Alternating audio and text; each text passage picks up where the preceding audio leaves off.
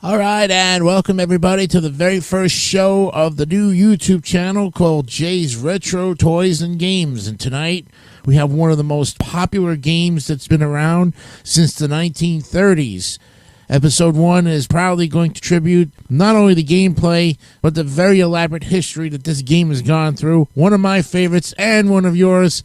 We're contributing Scrabble today on Jay's Retro Toys and Games.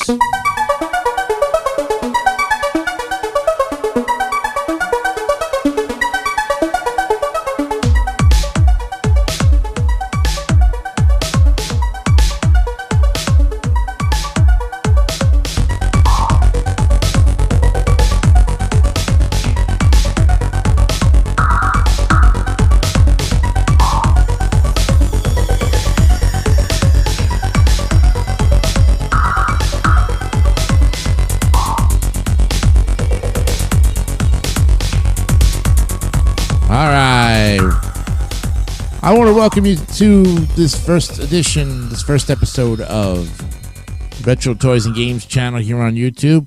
I am Jason DeCanio, your genial host and moderator for this time here on YouTube. And of course, we're also going to be on Anchor, where you'll hear the audio more than the video.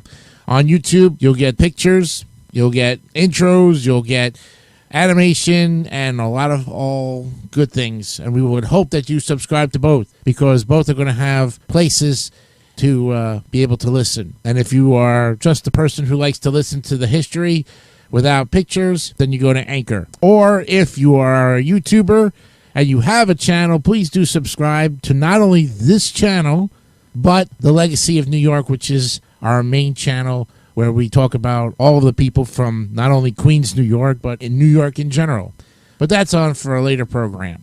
3 days a week, we're going to be looking at retro toys and games. And tonight is no exception to the rule.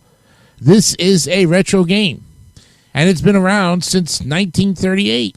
In fact, it's a game for 2-to-4 players to score big points on a game board divided into a 15 by 15 grid of squares. The tiles must form words that, in crossword fashion, read left to right in rows or downward in columns and be included in the standard dictionary or lexicon. You know who I'm talking about. Right, the name Scrabble is a trademark of Mattel in most of the world, except in the United States and Canada, where it is a trademark of Hasbro. The game is sold in 121 countries and is available in more than 30 languages. Approximately 150 million sets have been sold worldwide, and roughly 1/3 of American and half of British homes have a Scrabble set.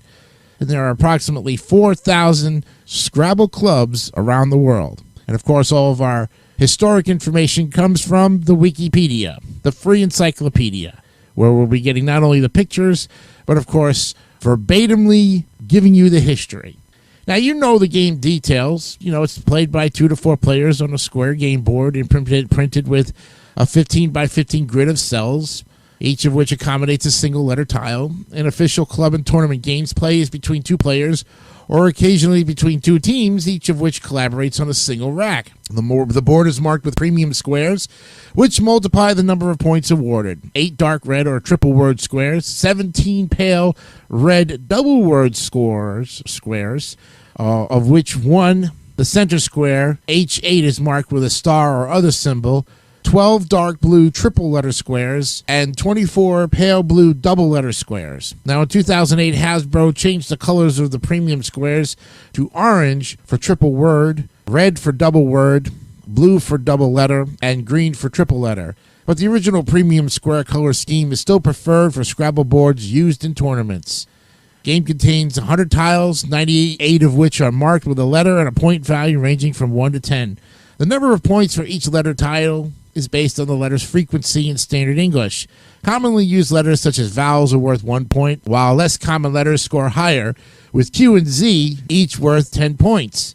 The game also has 2 blank tiles that are unmarked and carry no point value. The blank tiles can be used as substitutes for any letter. Once laid on the board, however, the choice is fixed. Other language sets use different letter set distributions with different point values. And tiles are usually made of wood or plastic and are 19 by 19 millimeters in square and 4 millimeters thick, making them slightly smaller than the squares on the board. Only the rosewood tiles of the deluxe edition vary in width up to 2 meters for different letters. Traveling versions of the game often have smaller tiles. Sometimes they are magnetic to keep them in place. The capital letter is printed in black at the center of the tile face, and the letter's point value is printed in a smaller font at the bottom right corner. Most modern replacement tile sets come at 18 to 20 millimeters. S is one of the most versatile tiles in the English language, Scrabble, because it can be appended to many words to pluralize them, or in the case of most verbs, convert them to the third person, singular, present tense, and as in the word plummets.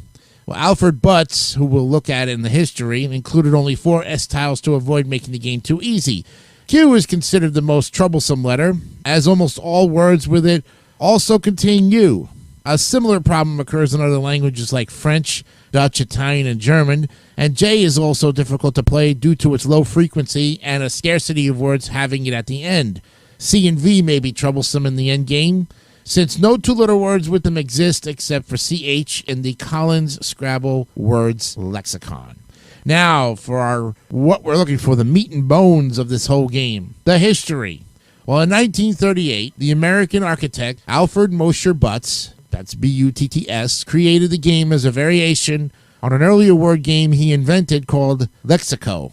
The two games had the same set of letter tiles, whose distributions and point values Butts worked out by performing a frequency analysis of letters from various sources, including the New York Times. The new game, which he called Crosswords, added the 15 by 15 game board and the crossword-style gameplay.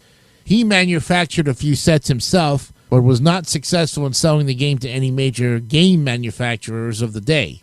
Now, in 1948, James Bruno, a resident of Newtown, Connecticut, and one of the few owners of the original Crosswords game, bought the rights to manufacture the game in exchange for granting Butts a royalty on every unit sold. And although he left most of the game, including the distribution of letters, unchanged, Bruno slightly rearranged the premium squares of the board and simplified the rules. He also renamed the game Scrabble, a real word which means to scratch frenetically. Now, in 1949, Bruno and his family made sets in a converted former schoolhouse in Dodgingtown, Connecticut, a section of Newtown. They made 2,400 sets that year but lost money. Now, according to legend, Scrabble's big break came in 1952 when Jack Strauss, who was the president of Macy's, played the game on vacation, and upon returning from vacation, he was surprised to find that his store did not carry the game. He placed a large order, and within a year, everyone had to have one.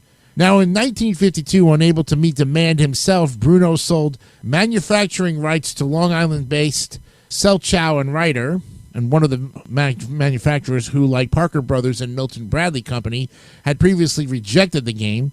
Harriet T. Ryder licensed the game from entrepreneur James Bruno in 1952. It's a nice little game. It will sell well in bookstores. She remembered saying about Scrabble when she first saw it. In its second year as a Selchow and Ryder product, 1954, nearly 4 million sets were sold. And Selchow and Ryder bought the trademark to the game in 1972. J.W. Spear, now a subsidiary of Mattel, began selling the game in Australia and the UK on January 19, 1955. In 1986, Selchow and Ryder was sold to Coleco, which soon afterward went bankrupt. Then Hasbro purchased the company assets, including Scrabble and Parcheesi. 1984, Scrabble was turned into a daytime game show on NBC. The Scrabble game ran from July 1984 to March 1990, with a second run from January to June of 93. The show was hosted by first run Wheel of Fortune, before Pat Sajak, Chuck Woolery. Its tagline in promotional broadcast was, "Every man dies, not every man truly Scrabbles." Yeah, I know. And in 2011, a new TV variation of Scrabble called Scrabble Showdown aired on the Hub Cable Channel, which is a joint venture of Discovery Communications, Inc. and Hasbro. So Scrabble was inducted into the National Toy Hall of Fame in 2004. Wonderful. Sweet. The box rules included each copy of the North American edition. They have been edited about 4 times in 53, 76, 89, and 99. The major changes in 53 were as follows. It was made clear that words can be played through single letters already on the board. A player could play a word parallel and immediately adjacent to an existing word, provided all crossing words formed were valid. And the effect of 2 premium squares was to be compounded multiplicatively. The previously unspecified penalty for having one's play successfully challenged was stated: withdrawal of tiles and loss of turn. Then in 76, here were some more changes. It was made clear that the blank tile beats an A when drawing to see who goes first. It's interesting. A player could pass their turn, doing nothing. A loss of turn penalty was added for challenging an acceptable play. If final scores are tied, the player whose score was highest before adjusting for unplayed tiles is the winner. Now, in tournament play, a tile is counted as half a win for both players. The editorial changes made in 89 did not affect the gameplay. Then, 10 years later, in 99, here were the new changes. A tile can be shifted or replaced until the play has been scored. A challenge applies to all the words made in the given play. Playing all 7 titles is officially called a bingo in North America and a bonus everywhere else.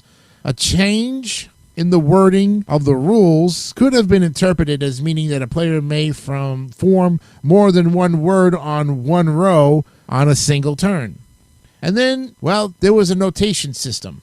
And in the notation system, the common, which is in tournament play, columns are labeled with the letters A through O and rows with the numbers 1 through 15. On Scrabble boards manufactured by Mattel, as well as on the Internet Scrabble Club, rows are lettered while columns are numbered instead. And a play is usually identified in the format XY word score or word XY score, which X denotes the column or row on which the player's main word extends. Y denotes the second coordinate of the main word's first letter, and word is the main word. Although it is unnecessary, additional words formed by the play are sometimes listed after the main word and a slash. And when the player of a single tile forms words in each direction, one of the words is arbitrarily chosen to serve as the main word for purposes of notation. And you know all the other rules that apply to Scrabble for all those who have played for decades, you know. We have come a long way, folks, when it comes to Scrabble. I am proud to say that I have played the game for, I played since I started when I was 6, and here I am for age 44, going on 45, so I played almost close to 39 years of playing. And I can remember my first attempts at playing Scrabble, where I was just playing those little 3-letter words that pretty much got my butt whooped. Then, of course, as we get older, we learn more and we learn how to play words that we think can beat our parents.